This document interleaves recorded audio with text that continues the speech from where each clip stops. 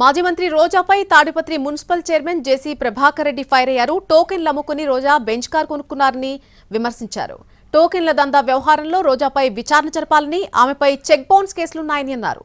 చంద్రబాబుపై మాట్లాడేటప్పుడు రోజా నోరు అదుపులో పెట్టుకుని మాట్లాడాలన్నారు జేసీ ప్రభాకర్ రెడ్డి.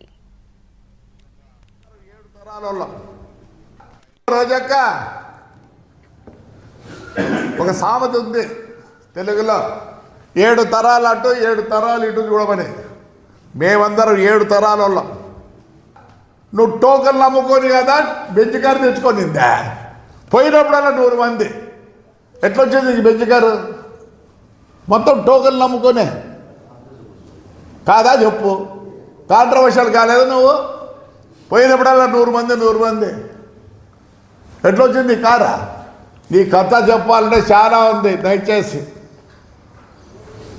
బౌన్స్ కేసులు అనంతపురంలోనే, ఏడా కాదు ఈ కోర్టులోనే.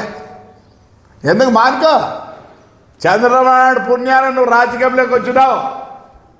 నీ నోరు ఉందని నిష్పక్ష మాట్లాడతావా?